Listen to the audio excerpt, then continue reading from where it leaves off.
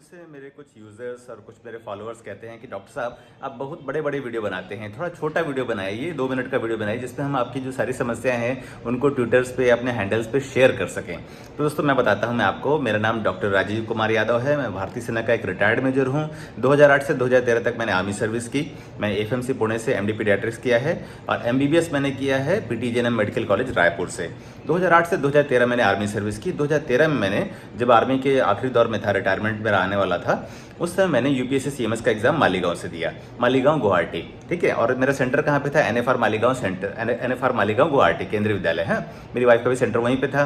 गुवाहाटी में हमने एग्जाम दिया और हमारी जो कहानी है ये एनएफआर से शुरू होती है, एनएफआर पे खत्म होती है। मतलब एनएफआर मालीगांव में वहाँ पे हमने एग्जाम दिया गुवाहाटी में। और हमारी रेलवे की जब नौकरी लगी तो उसकी आखिरी पोस्टिंग भी जो जहाँ पे हमको दफा किया गया यहाँ से एससीसीआर से, वो भी था एनएफआर मालीगांव। ठीक है, तो ये जो हमारी कहानी है मालीगांव से शुरू होती है और मालीगांव पे खत्म होती है। दोस्तों इस कहानी में कई मोड़ आते हैं। दोस्तों सबसे पहला मोड़ तब आता है जब मैं रेलवे में जाने का निश्चय करता हूँ। उस समय क्या है, एम्स रायपुर से एसआर शिफ्ट कर रहा था। एम्स रायपुर में मैं वहाँ का एसआर था। तो मेरे सीनियर्स मेरे को समझाते थे कि यार तुम बहुत अच्छी जगह पे हो, आगे और ग्रो कर जाओगे। लेकिन हम क्या होते हैं, हम मध्यम वर्गीय लोग होते हैं दोस्तों, जिनको ना एक ऊंची उड़ान उड़ने की एक तमन्ना रहती है। क्लास 1 गेस्टेड ऑफिसर बनने का मन करते रहता है, क्योंकि एक क्लास 1 गेस्टेड ऑफिसर की एक नौकरी छोड़ा था मैं आर्मी की अभी, मतलब वहाँ से लेके, तो अभी नेक्स्ट क्लास 1 गेस्टेड ऑफिसर की नौकरी पाने की एक ललक थी। घर वाले भी बोलते रहते थे, क्योंकि हम जो हमारे माँ बाप होते हैं ना, मध्यम वर्गीय जो क्लास के जो माँ बाप होते हैं ना, वो सोचते हैं हमारा बच्चा ना बड़ा होकर अफसर बन जाए। अफसर था तो एक और अफसर वाली नौकरी करे। ठीक है, तो उनको सामाजिक प्रतिष्ठा महसूस होती है। तो मैं फिर से चला आया, फिर रेलवे में चले आया। और रेलवे में आने के लिए फिर जैसे आया तो अपनी वाइफ को भी घसीट लिया मैंने। उसको भी बोला तुम भी एग्जाम दे दो, तुम भी ये कर लो। तो हमने दोनों ने एग्जाम दे दिया, हम दोनों सेलेक्ट हो गए। फिर उसके बाद 2014 में जनवरी में हमारा सिलेक्शन हो गया ऑल इंडिया पीजी में। हम दोनों अपनी अपनी पीजी करने चले गए। 2014 से 2017 तक हमने अपनी पीजी कंप्लीट की। मैंने एफएमसी पुणे से एमडी पीडियाट्रिक्स किया। मेरी वाइफ रश्मि ने आईएनएचएस अश्विनी कोलाबा मुंबई, जो इंडियन नेवी का हॉस्पिटल है, सबसे बड़ा कमांड हॉस्पिटल है इंडियन नेवी का, वहाँ से प्रतिष्ठित कॉलेज आईएनएचएस अश्विनी से उसने एमडी पैथोलॉजी किया। उसके बाद दोस्तों 2017 में दिसंबर में हम रेलवे में आए। ठीक है, ट्रेनिंग कंप्लीट करने के बाद पहली पोस्टिंग जो हमारी रही यहाँ पे रही एससीसीआर बिलासपुर, दक्षिण पूर्व मध्य रेलवे बिलासपुर में आने के बाद हमने जो अपने कॉलेज से हम सीख के आए थे वो यहाँ पे इम्प्लीमेंट करना चाहे। ठीक है, लेकिन जगह जगह पे तरह तरह से हमको प्रताड़ित किया गया। हमें जरूरी सामान, रिएजेंट, दवाइयाँ, ये सब मुहैया नहीं कराई गई। इसके लिए हमको कोटि कोटि का संघर्ष करना पड़ा। बड़े बड़े लोगों से, लोग यहाँ का जो सीएमएस था, खुल के बोलूंगा दोस्तों, सीएमएस था, उसका नाम था सीके दास, सीएमएस एडमिन था चंदन कुमार दास। ठीक है, तो वो क्या करता था, मेरी वाइफ को धमकाता था, अरे तो जाना भीख मांग लो, किसी से भी रिएजेंट ले लो, ऐसा करके। अभी तो तू किस लिए सीएमएस एडमिन है? तू यहाँ प्रोवाइड करना, तो क्या बस यहाँ पे उन लोग का 2D को करने के लिए है? बोलता है अपने आप को मैं intervention cardiologist. What intervention you are doing यार? तू बोलता है कि पैथोलॉजिस्ट को कि जा वो तुम जाके भीख मांग के आ जाओ। क्यों भीख मांग के आया पैथोलॉजिस्ट यार? तू यहाँ रिएजेंट प्रोवाइड करना। सीएमएस एडमिन किस बात का है तू? पता, जबरदस्ती एक पोस्ट रख के बैठा हुआ है सीएमएस एडमिन करके। सीएमएस एडमिन नाम की कोई पोस्ट नहीं थी दोस्तों यहाँ पे, लेकिन उसने फिर भी क्रिएट कराई। और ये जो सीके दास था, चंदन कुमार दास, ये कार्तिक पात्रा का गॉड फादर था। ठीक है, पहले इसका नाम मैं खुल के नहीं बोलता था, ऐसा हो जाएगा। अरे अब तो सब कुछ हो चुका है यार, तुम लोग की टीम ने हमारे साथ सब कुछ कर दिया है। डियर सीके दास, डियर सुमित प्रकाश, डियर ये एसएल मैथ्यूज, डियर ये पीके सिंह, तुम लोगों ने सब कुछ गुड़ गोबर कर दिया है बे। हाँ, तो अभी किस बात से डरना? तुम लोग का नाम तो खुले आम लेना जरूरी है। ठीक है, इनकी एक मित्र मंडली थी दोस्तों, ये क्या चाहते ही नहीं थे कि रेलवे में कोई अच्छा प्रतिष्ठित कॉलेज से पास आउट डॉक्टर आए। तो जब हम आए ना दोस्तों, तो हमको पहले तो इन्होंने दरकिनार कर दिया। सुमित प्रकाश ने गुस्से के साथ ऐसा बोला, कौन है तुम? मैं बोला कि सर मैं मेजर राजीव यादव हूँ, यहाँ पे ज्वाइनिंग देने के लिए आया हूँ। 27 मार्च 2018 का दिन था वो। तो बोलता है ओह हमको लगा कि कोई चपरासी आया। ऐसे अभी क्यों बोला तू चपरासी आया? डियर सुमित प्रकाश, साइकेट्रिस्ट, 36 नंबर के ड्रैकुला, क्यों बोला तूने बे कि वो ये मैं हमको लगा कि कोई चपरासी आया है? ये तो वो हुआ ना कि आप उस बंदे को इज्जत ही नहीं देना चाहते जो अच्छे प्रतिष्ठित कॉलेज से पास आउट है। और दोस्तों जानते हो ऐसा इसने क्यों बोला सुमित प्रकाश ने? क्योंकि आर्मी का एक भगोड़ा था। इसकी जब पोस्टिंग हुई थी नामकुम में, जब ये 2002 की बात है, जब पहली बार 2002 नहीं, आई थिंक 97-98 की बात है, जब ये रेलवे ज्वाइन किया, मतलब आर्मी ज्वाइन किया था नामकुम में, पहले ही दूसरे दिन भाग गया ये। ठीक है, इससे आर्मी की जो हार्डशिप थी ना वो हो ही नहीं पाई, भाग गया। इसलिए हर आर्मी अफसर जिसके आगे नाम के आगे रैंक लगा होता है, मेजर लगा होता है, कैप्टन लगा होता है, उससे जलता था। तो धीरे धीरे इन्होंने हमारे सारे काम में अड़ंगा डालना शुरू किया। पहले तो इन्होंने मेरी पोस्टिंग ही नहीं होने दी। मेरी वाइफ का सेंट्रल हॉस्पिटल में रखा, लेकिन मेरे को बिलासपुर डिवीजन भगा दिया।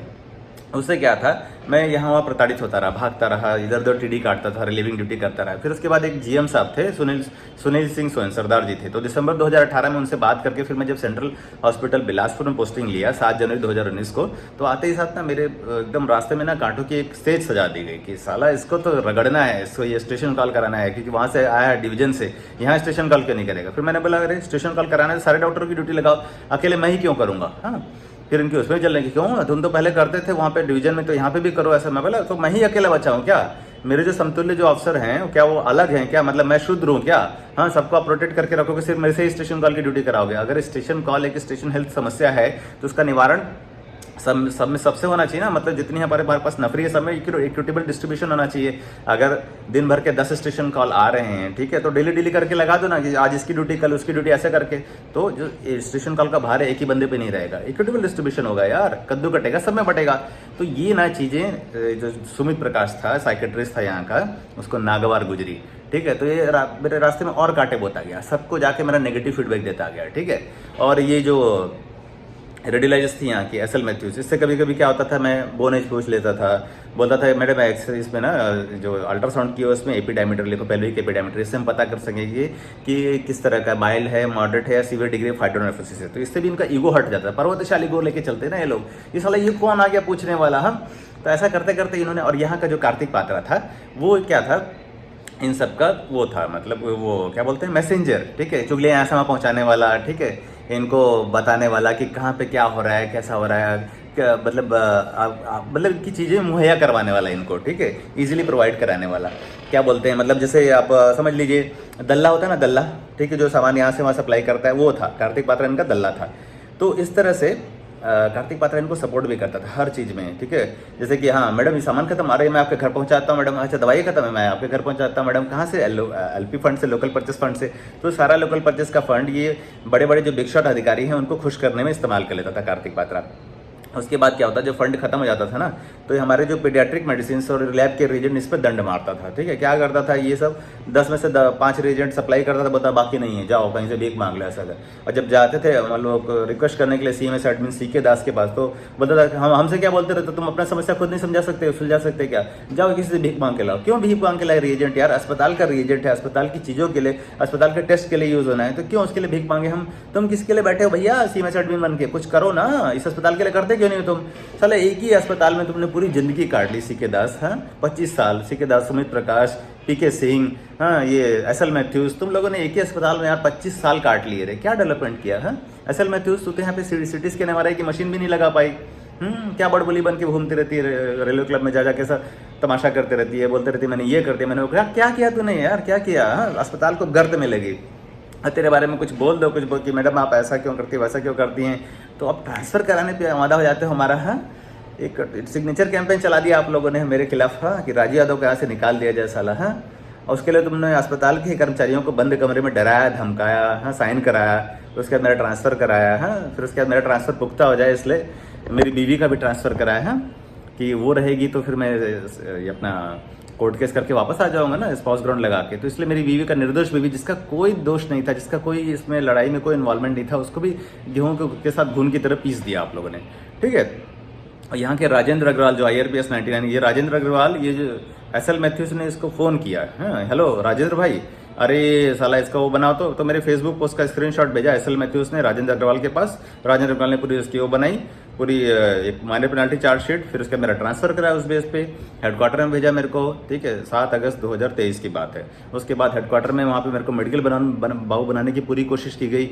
मेरे जो चैम्बर था उसके आसपास RPF लगा दी गई कि यहाँ पे कोई पेशेंट दिखाने ना जा पाए, ठीक है, इसको साला मेडिकल बाबू बना के सड़ा दो।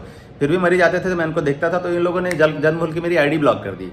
ये बीरबल प्रधान था, आके मेरे चैम्बर के आगे, जो ACMD है यहाँ का बीरबल प्रधान, ये मेरे चैम्बर के आगे पीछे घूमता रहता था। हाँ राजू यादव आया कि, हाँ राजू यादव इतने मिनट लेट आया, अच्छा इतने मिनट लेट आया, हाँ PCMD रविंद्र शर्मा, हाँ राजू यादव आज लेट आया, राजू यादव आज लेट आया, जा जाके कंप्लेन करता था, मेरी चुगलियाँ करता था, ठीक है। फिर उसके बाद ऐसे करते करते इन लोगों ने मेरे को इतना इरिटेट कर दिया, मेरे चैम्बर पे लॉक लगा दिया। फिर उसके बाद जो बहसबाजी हुई वगैरह हुई तो उसमें क्या हुआ, मैंने क्या किया, क्योंकि मेरे चैम्बर पे मेरे को बिना बताए, मेरे विदाउट माई परमिशन के मेरे चैम्बर पे लॉक लगा दिया था इन लोगों ने। तो गुस्से में आकर मैंने पीसीएमडी का कंप्यूटर उठा लिया, तो इन लोगों ने उसको चोरी का केस बना दिया, आरपीएफ को बुला के मेरे को अरेस्ट कर दिया। ठीक है, मेरी पूरी जो कमाई इज्जत थी, आर्मी की जो इज्जत थी, उसको धूमिल कर दिया, उसका शीशा लेदर कर दिया, अरेस्ट करा दिया। 27 सितंबर को मेरी बेल हुई। उसके बाद भी इन लोग का जो बदले की आग शांत नहीं हुई थी, तो इन लोगों ने ट्रांसफर करा दी, मालाफाइड इंटेंशन की था, ट्रांसफर करा दिया। मेरी वाइफ का भी नाम उसमें ऐड किया ताकि मैं किसी भी हालत में कोर्ट केस जीत के इधर आ ना पाऊँ स्पॉस ग्राउंड लगा के। ठीक है, अब उसके बाद देखो ट्रांसफर हो गया, हम लोग नहीं गए क्योंकि हमारे साथ मेडिकल प्रॉब्लम थी। ठीक है, मेरे माँ बाप की प्रॉब्लम थी, माँ को कैंसर था, ब्लड कैंसर, उसका कीमोथेरेपी चल रहा था, बाप मेरा पैरालाइज था, लीवर डिमेंशिया की 7th स्टेज में था। तो मैं ऐसे इतनी सारी मुसीबतों को लेकर मैं 1600 किलोमीटर दूर एनएफआर नहीं जा सकता था, एनएफआर मालिगांव नहीं जा सकता था। क्योंकि वहां पे भी लोगों ने फोन करके छीछा लेदर कर रखा था कि साला इनको गुवाहाटी पोस्टिंग नहीं देना, कहीं पर सड़ी जगह पे देना पोस्टिंग। ठीक है, पूरा मैंने रेलवे बोर्ड के सूत्रों से पता किया था कि किसी सड़ी जगह पे मेरा प्लान कर रहे थे ट्रांसफर। ठीक है, और जितने भी थे आसपास के जो डिवीजन थे सब सैचुरेटेड थे, कहीं पे कोई आरएचएस वैकेंसी नहीं थी, सिर्फ हमें प्रताड़ित करने के लिए यहाँ से एनएफआर भेजा गया। ठीक है, किसके हुक्म पे, ये जो एसएल मैथ्यूज, सुमित प्रकाश, पीके सिंह, या अस्पताल प्रबंधन कार्तिक पात्रा। ठीक है, कार्तिक पात्रा ने लोग को फंडिंग की थी इस चीज के लिए। ठीक है, या कार्तिक पात्रा ऐसे नहीं है, वो भीख मांग के लाया था, एक मेडिकल स्टोर यहाँ पे है, जो सीएमडी चौक के पास एक मेडिकल स्टोर, वहीं से भीख मांग के लाया था कार्तिक पात्रा सारे पैसे, मेरे ट्रांसफर में जितने खर्च किए उसने, और जितने लोगों को दरा धमका के पैसे का लालच देके साइन कराया मेरे सिग्नेचर कैंपेन में, वो कार्तिक पात्रा ने पैसे खिलाए सबको। उसके बाद हमारा जब ट्रांसफर हुआ हम नहीं गए, हमने कोर्ट केस किया और कोर्ट केस में हमको राहत नहीं मिली, तो मैंने 4 दिसंबर 2023 को रेलवे से रिजाइन दे दिया। ठीक है, रिजाइन देने के बाद भी जब मेरा यहाँ पे जब मैंने क्लिनिक खोला रिजाइन देने के बाद और मेरा धंधा अच्छा चलने लगा, तो इनके सीने में जलन, आंखों में तूफान उमड़ आया।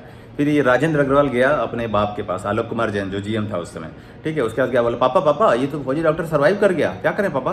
बोले बेटा हमारे पुरखों ने सिखाया हमें, जो साला ट्रांसफर से ना मरे तो उसे बैकडेटेड SA5 से मारो। और देखो तो ये फौजी डॉक्टर हमसे कब मिलने आया था सर, पापा 25 अक्टूबर 2023 को मिलने आया था। हाँ साला 25 अक्टूबर 2023 का SA5 बनाओ। ठीक है, और आज डेट कितनी है बेटा राजेंद्र अग्रवाल, पापा आज तो है, आज 16 जनवरी 2024 है पापा। ठीक है, ओके बेटा, चलो इसे एक भारत सेवा सरकार सेवा वाले लिफाफे में भरो, एनएफआर भेजो। एनएफआर के सीपीओ शशंका शर्मा जो तुम्हारा छोटा भाई है ना राजेंद्र, उसको फोन करो, बोलना कि रगड़ दो साला, बनाओ इसको, इसका वो करो, एक भारत सरकार सेवा वाले लिफाफे में भर के भेजो और फौजी डॉक्टर के तोरवा रेजिडेंस में मारो। तो मेरे तोरवा स्थित रेजिडेंस में ये जो बैकडेटेड SA5 था, जो 25 अक्टूबर 2023 का बना हुआ SA5 था, वो 22 जनवरी 2024 को इन लोगों ने दे मारा। ठीक है, किसके साथ, इनका एक बंदा आया था वेलफेयर इंस्पेक्टर, और उसकी एकदम फटी में थी, तो वो नहीं आ रहा था, तो साथ में क्या उसके साथ बंदे ले आए, SCCR के 2 वेलफेयर इंस्पेक्टर आए और जाके मेरे घर पे मारे। मतलब देखिए, जो बंदा मालाफाइड ट्रांसफर से नहीं मरा उसे ये लोग बैकडेटेड SA5 से